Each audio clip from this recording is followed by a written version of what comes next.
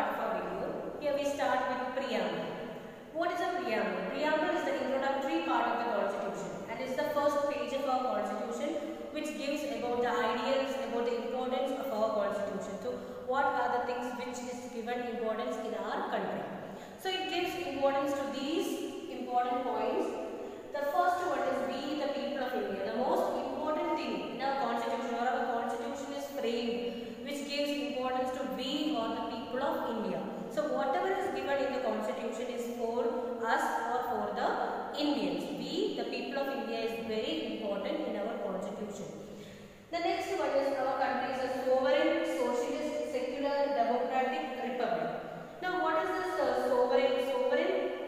Sovereign means our country is not under any other country. The whole authority is in our hand and we are ready to take, or we are given opportunity to take our own decision.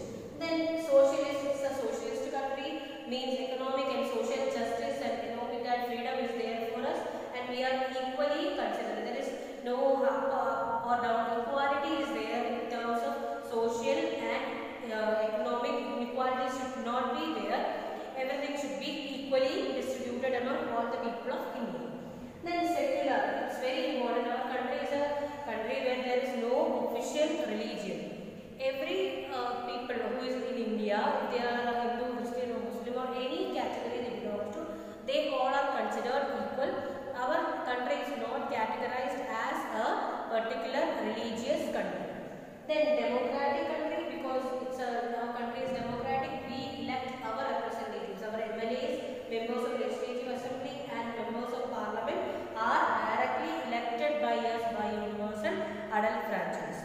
Next one is republic.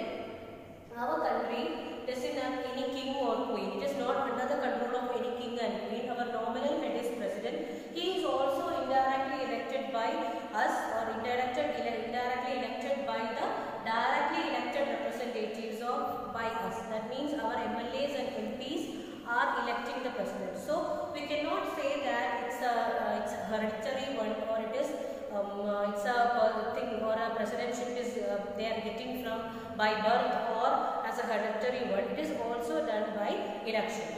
Now the next one is ideals. Ideals of our government are justice, equality, fraternity and liberty. These are the four important ideals of which is given in our preamble.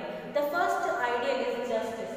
Justice is provided to each and every person of our country irrespective of their caste, color or creed. So here three types of justice is there: political, economic and social justice. It is provided to every Indian. The second one is equality. Indians, if it's only a title Indian, that doesn't mean that he belongs to any part of India. Every person who belongs to any part of India will be called only as a Indian. Equality is given in citizenship, only single citizenship is there. Every person is considered equally. If they belong to any gender or any caste or any religion, they all are considered equally. Equality is a thing which is guaranteed to us by our government. It's our right also, it's our right, and along with that it is guaranteed by our government. Next one is fraternity.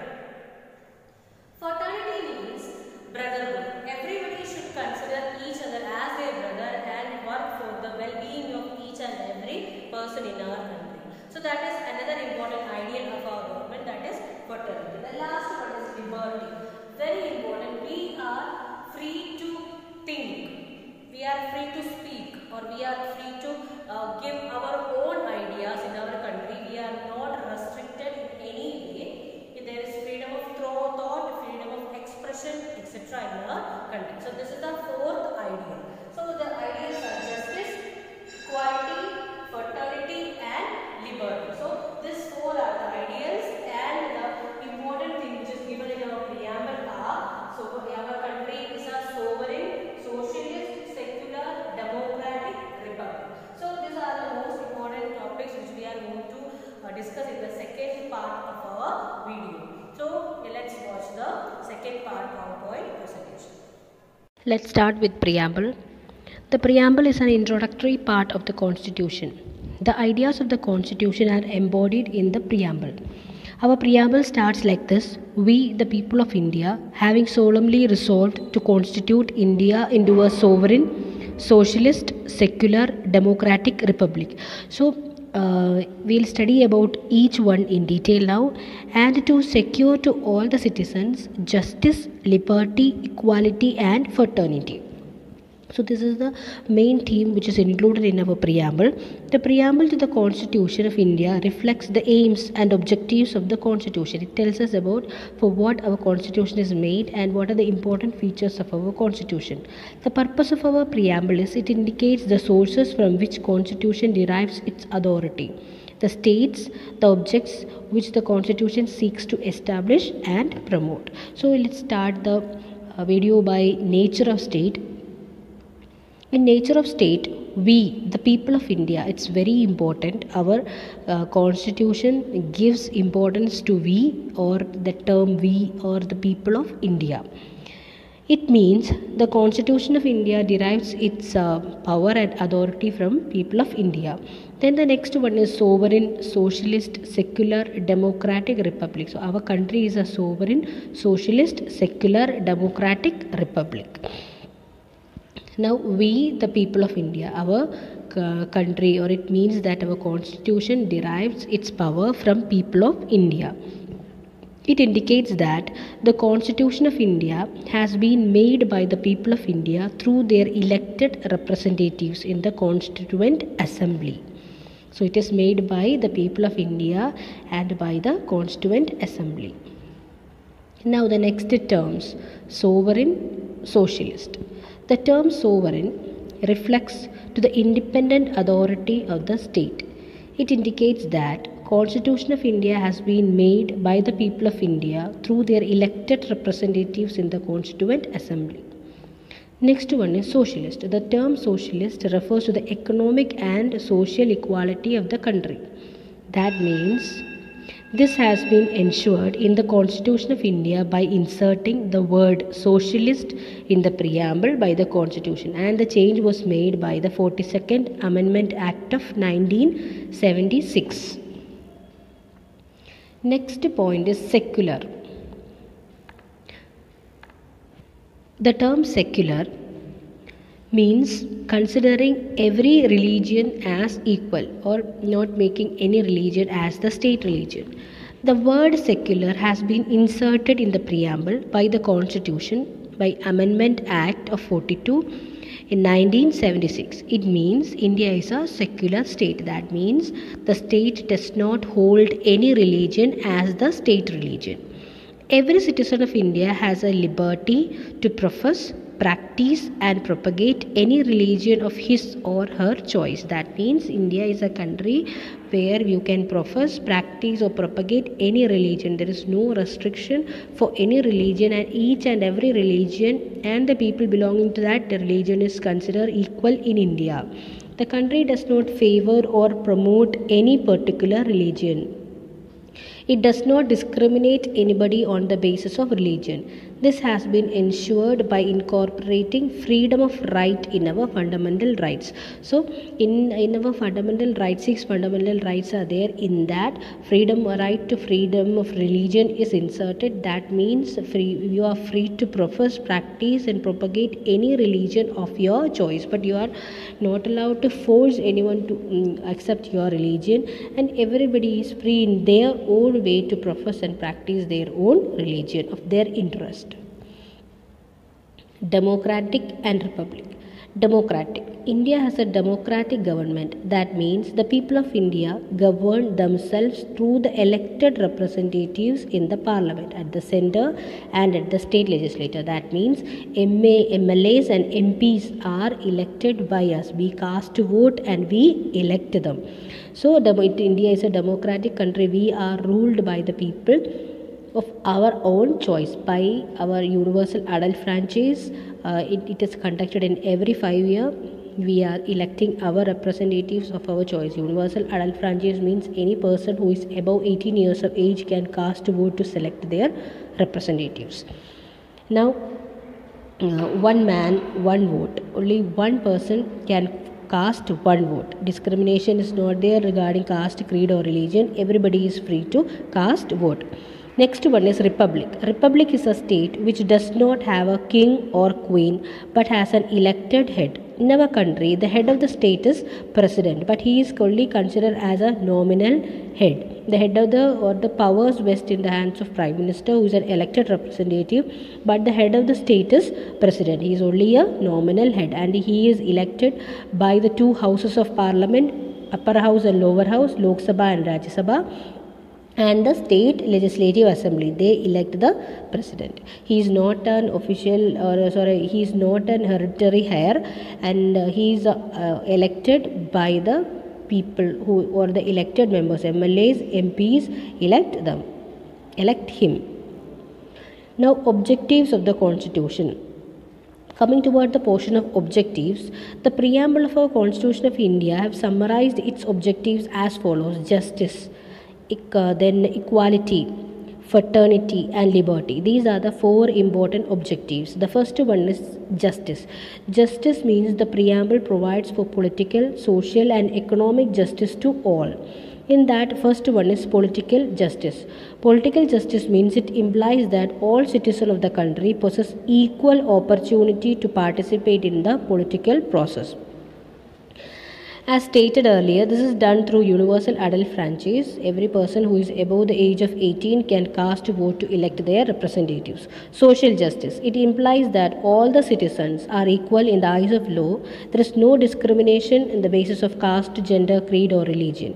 Economic justice. It means fair distribution of resources amongst all those who contribute towards its production. Economic justice, social and political justice are the important justice which is promised by our government. So three types of justice is there: political, social and economic. Now the next one is equality. In a democratic country, all are equal before law, and there is no discrimination on the basis of caste, color, creed, etc. or economic status. Equality is ensured by providing equal opportunity for all, or for the person all-round development.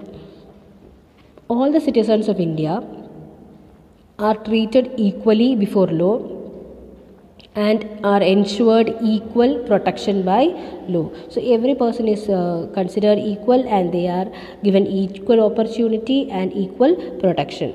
Next one is fraternity and liberty. First one is fraternity. A democracy is fruitful when the spirit of brotherhood prevails amongst its people. The preamble of our constitution encourages all the Indians to treat their fellow beings in the spirit of brotherhood. So, if a country or a democracy become fruitful when there is good relation between each other. So, our government also work for having good relation with each other in spirit of brotherhood. Next one is liberty. The preamble implies that in a democracy, citizens should have certain fundamental rights. These basic rights are necessary for a free and civilized existence. Indian citizens are given freedom of thought, expression, belief, faith and worship. So liberty means that freedom of thought and expression. We are given freedom to think and to express ourselves, and freedom of press comes under this liberty. And now we will move to the next part of our chapter, that is the last part. The last part of our chapter is about the features of the Constitution of India. The main features are: it's a written constitution, the longest constitution. Our constitution is sometimes it is flexible and sometimes in some points it is rigid. The federal form of government, the parliamentary system and the universal adult franchise. These are the main topics which we are going to study here in this part of our video. Along with this, we'll study about directive principles and fundamental rights in a glance. And these two topics, fundamental rights and directive principles, are given in detail in the coming chapter. So we'll study about an introduction about all these things. What are the features of the Constitution of India? The first one is our constitution is a written constitution. The Indian Constitution is a written document. The Indian Constitution is the lengthiest constitution of any sovereign country in the world. It has about 395 articles and 8 schedules. Our constitution is a nice blending of rigid and flexibility. Our constitution provides for a federal form of the government where both the central government and the state government govern the country.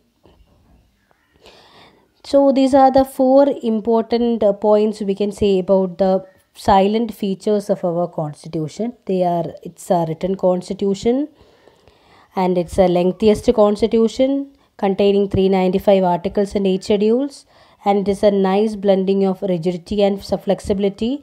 Some part of it can be easily changed or amended by the parliament or the people of parliament, and some places it is very rigid. It is not, we cannot change it. For example, like a change in the name of a state, we can change it. At the same time, to bring a change in some articles of our constitution, it is rigid. Now, federal form of government, that means our constitution for a federal form of government where both central government and state government go hand in hand, and the state government and the central government or portfolios are given in separate, and they can take the decisions separately. Now we'll study about the main topic of our chapter, that is a parliamentary system of our government. What is this parliamentary system means? Our constitution establishes a parliamentary form of government both at the center as well as in the state. In the center, Rajya Sabha and Lok Sabha, two houses are there of parliament, upper house and lower house. In the state government, like that, Vidhan Sabha and Vidhan Parishad, two houses of the state legislature. There is a nominal head of the state, that is president, and the real head is prime minister. The three organs of the government are legislature, executive and judiciary. These are the three organs of our government. Don't forget, it's very important. The three organs of our government are legislature, executive and judiciary. Legislature makes laws and executive executes it, and judiciary is lawmaking body, or the justice is given by judiciary. The next topic is fundamental rights. Here we will go in just an introduction only. There are 6 important rights are there, which is given to all Indian citizens irrespective of their caste, color, creed, the place where they belong, etc. And this 6 rights are guaranteed to all Indian citizens. And the rights are a right to equality, a right to freedom, a right against exploitation, right to freedom of religion, cultural and educational rights, and last one is constitutional remedies. These constitutional remedies are not considered as a right. It is a right that protects, that is given to protect all other rights. So these are the main rights. We'll study in detail about this each right in the next chapter. So this is just an introduction. Which are the 6 basic rights of an Indian. Now the next topic is directive principles of state policy. These directive principles of state policy are mentioned in the part 4 of our constitution. Like our fundamental rights are given in the part 3 of our constitution, and the directive principles are in part 4 of our constitution. It is taken from the Irish constitution. Directive principles consists of certain ideals which the government should aim to achieve. This means the directive principle acts as guiding principle in policy making. They are a guideline for policy making. And now more details about directive principles we'll study in the chapter 3. So this is just an introduction. Now we'll move to the next topic, that is single citizenship. The Constitution of India provides for a single common citizenship to all Indians. We are all citizens of India. Since we were all born in India, we are by birth from, we got our citizenship from our birth. That means we are born to parents belonging to India. That means we are Indians by birth. In our country, we cannot have the citizenship of the state. Like in US, if you are born in New York, you will be the citizen of New York City and also of and you are also a citizen of US. Like that you will get a dual citizenship. But here in India, if you are born in any part of India, irrespective of your caste, color or creed, and along with that, if you are born in Kerala or Tamil Nadu or Uttar Pradesh or anywhere in India, you will be only called as an Indian, not as a citizen of Kerala and Indian. You will be only called as an Indian. Only single citizenship will be provided in India, irrespective of your state. The last topic is universal adult franchise. The universal adult franchise is one of the pillar of the democracy. It means that all adult citizens of the country who have attained a certain age, presently 18 years and above, in our country have the right to vote and choose their representative for the government, irrespective of their caste, religion, gender or status. So this is provided to us, and if you attain the age of 18, you can cast a vote to elect your representative. So these are the main topics which we have to study in our first chapter. Your question answers are already given. So whatever changes are made from the last year textbook already in this video it is changed. So it's a video which is made for this year. So you can watch this and you can study the question answers and the exercise. So only one chapter for civics and the remaining 3 chapters of history. I think 2 chapters are already uploaded. The last chapter will be uploaded soon. Thank you.